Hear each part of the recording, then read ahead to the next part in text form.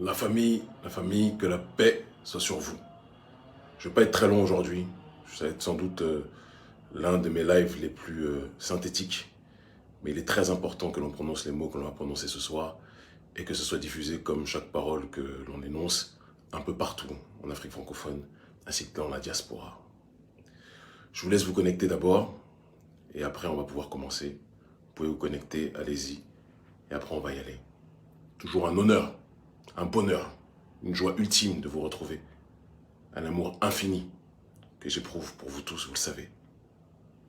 Vous êtes mon plus grand bonheur, après mes enfants bien sûr, ma plus grande joie. Vous êtes ceux pourquoi je me bats. Vous êtes ceux pourquoi nous nous levons. Vous êtes ceux pourquoi nous sacrifions nos vies et nous risquons nos vies. Et nous irons tous ensemble au bout. J'ai vu quelqu'un qui dit « Bonsoir leader ». Non, je ne suis pas votre leader. Je ne suis que votre frère qui a pris la responsabilité de prendre ce qu'il avait en sa possibilité en main, d'accord, afin d'avancer et de tirer notre population vers cette dynamique de l'élévation. Connectez-vous, puis on va y aller. Je lis vos messages. Je vous aime tellement. Vous vous rendez compte qu'on est bientôt, dans quelques heures, on va être 1 million. 1 million sur notre page, c'est un honneur. 1 million de followers. Dans le panafricanisme francophone, c'est du jamais vécu. Ça veut dire beaucoup de choses aussi. Ça veut dire que le message passe. On vient de très loin. À une époque, on avait une audience groupusculaire. Aujourd'hui, vous êtes nombreux, profondément nombreux à nous plébisciter. Nos détracteurs ne touchent pas le millième de ce que nous touchons. Les faits sont là. Connectez-vous, connectez-vous. On va y aller. Bon, vous n'êtes pas beaucoup pour un début, 1900. Je vous laisse monter à 2000, puis après on va commencer. D'accord? Quelqu'un qui dit, tu me matrix trop, Camille. Tant que c'est dans le bon sens, ça va.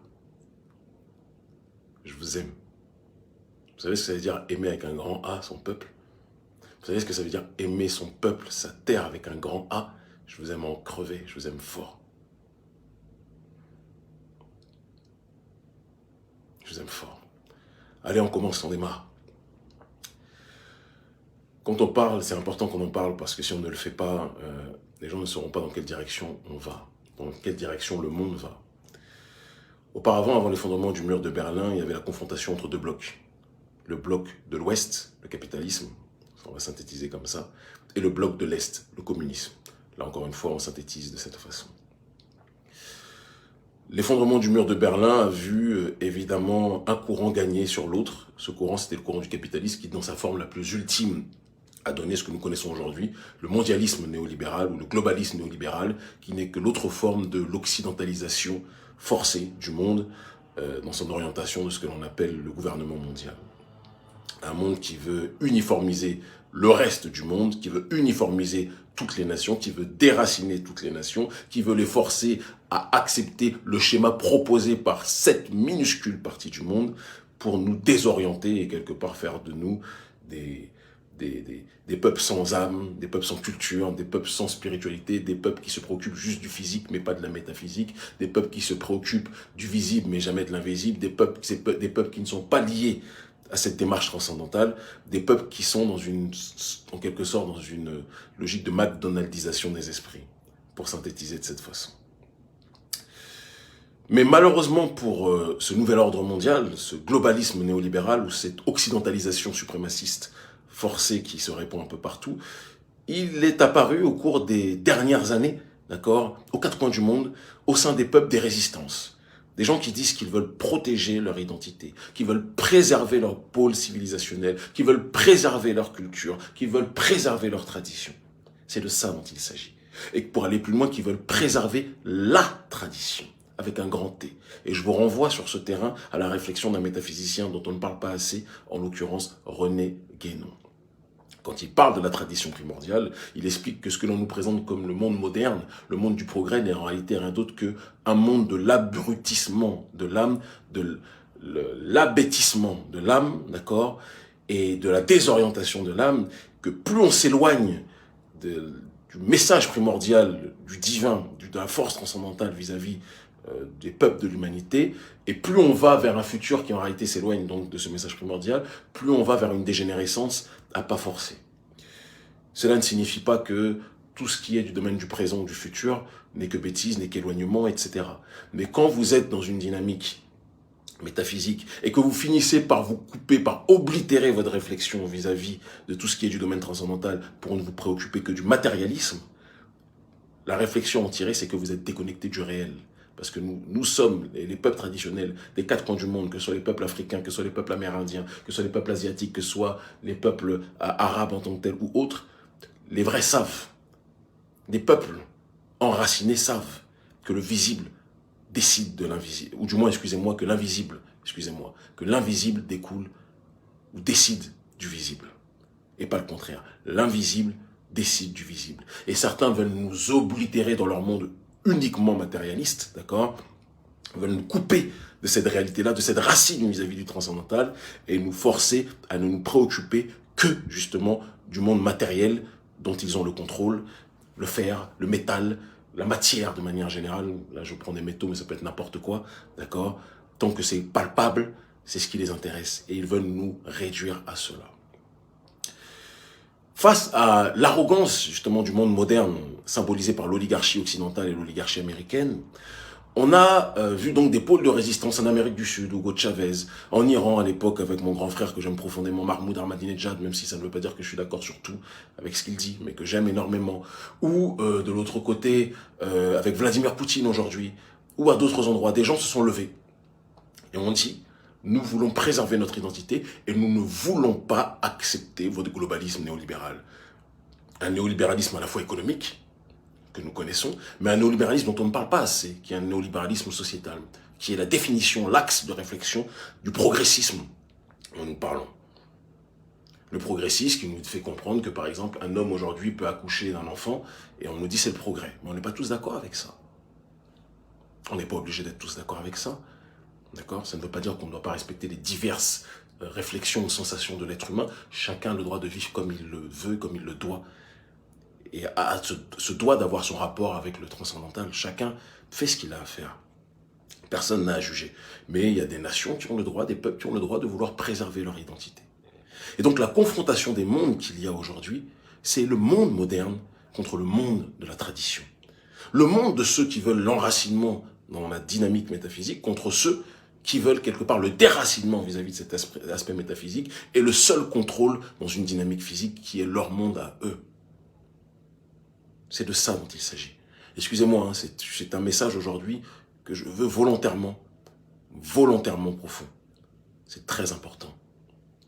Parce que si vous pensez que la guerre que nous voyons aujourd'hui entre l'OTAN et la Russie, ou la guerre que nous voyons aujourd'hui entre l'OTAN et des nations comme donc la Russie, la Syrie, le Venezuela, quand ils ont essayé de faire le coup d'État à Maduro, encore quand ils ont détruit Kadhafi, etc., etc. Si vous ne comprenez pas ce qui se passe, si vous voyez simplement une spoliation des matières premières, qui est une réalité, c'est une évidence. Évidemment, il y a les matières premières en priorité, puisqu'ils sont dans leur dynamique matérielle. Mais en dehors de ça, il y a cet aspect dont on doit parler. Samuel Huntington parlait du choc des civilisations, un auteur que j'aime pas beaucoup d'ailleurs. Il disait que ça allait être l'Occident contre l'Orient. Oui, dans une dynamique métaphysique. L'Occident le cachait et excusez-moi, l'Occident en tout cas, là où le soleil se couche et l'Orient là où le soleil se lève. Mais dans la dynamique métaphysique, c'est le savoir d'un côté et l'obscurité de l'autre. Vous comprenez?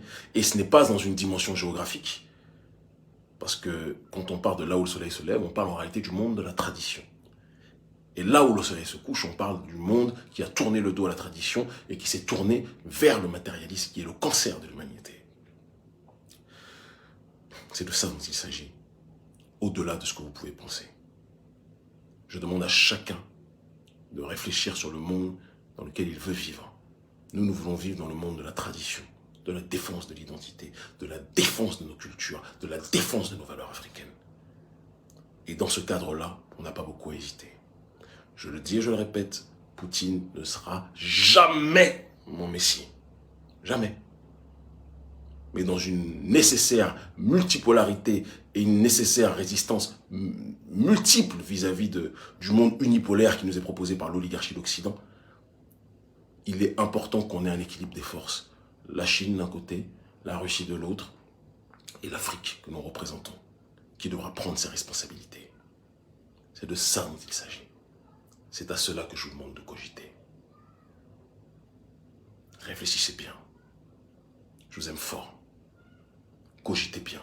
Le monde qui tourne n'est pas le monde que les médias occidentaux vous montrent, ni que les médias tenus par les serpillères africaines de l'oligarchie d'Occident nous montrent. On a des dirigeants qui sont tenus en laisse aujourd'hui par l'oligarchie occidentale. Ils ne sont même pas des dirigeants, ce sont des entités dirigées. Je ne les calcule même pas. Mais réfléchissons bien à tout ce qui se passe là. Parce que ça a un sens profond. Et la France, dans sa dynamique, est un chevalier justement de ce monde matérialiste propagé aux quatre coins du monde. Et nous devons défendre notre identité.